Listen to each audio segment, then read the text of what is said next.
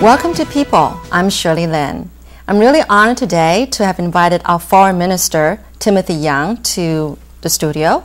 And prior to the Foreign Ministry, Minister Timothy Young had served as representative to Ireland, Australia, and Indonesia. He was also Director General of Taipei Economic Cultural Office in Houston. Well, let's welcome Minister Young. Thank you very much. Yes, thank you so much for coming. Well, to start off with, we want to get to know you better. So Can you tell us what prepared you for your job today?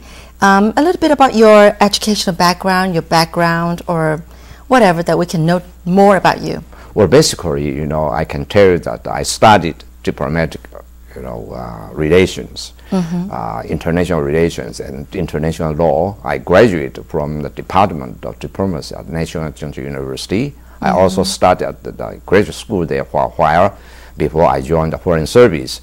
In 1969, actually, I passed exams for the Foreign Service, and then served in the Foreign Affairs Department in Europe, as well as in the United States and Asia, as well as in Oceanic, and a number of roles at all these missions abroad, and also served in the Ministry of Foreign Affairs as Section Chief, as Secretary General, Director General of Department, as well as the Dean of the Foreign Service Institute, and heads of a number of important task force. So basically, I have a wide experience, even though I tried my very best, but I did, have a very wide experience in all these different posts. So I may tell you that these are all very useful to the work that I've been doing at the moment.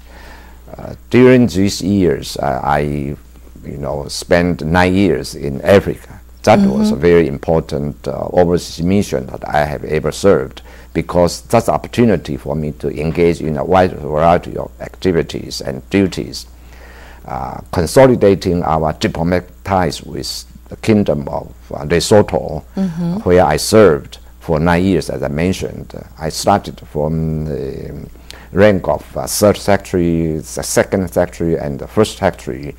And I also have the opportunity to know a bit about the situation in Southern Africa. As you understand, that was a time that South Africa has undergone a lot of changes from apartheid to the majority rule. So all these experiences, particularly those first few years in Africa, have actually prepared for my later jobs. I cherish very much that kind of experience.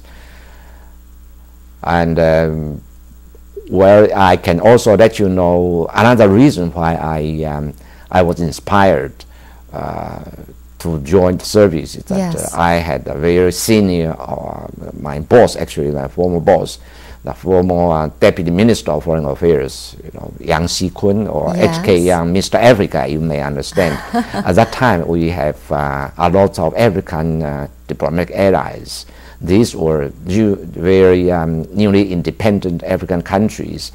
And, in order to consolidate our seat at the UN, we have to garner as much support as possible in all these newly independent African countries.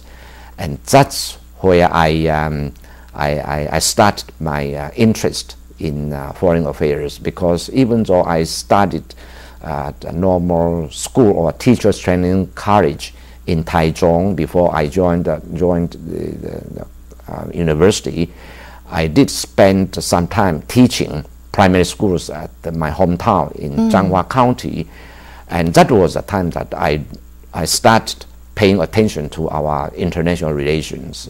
And that was a time that Dr. H.K. Yang came to my understanding that he had done a lot for our country. I often read a lot of reports about his activities in Africa, in United Nations.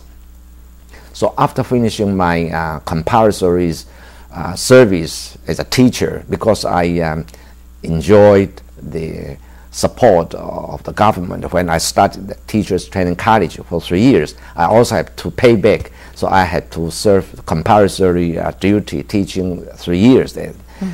And then I went to the university. I studied. I tried to make best use of my time there, because that was very not easy for me.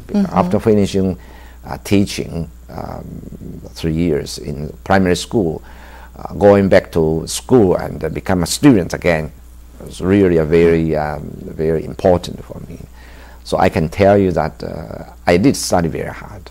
I did study very hard. So that all helped me to prepare my future jobs.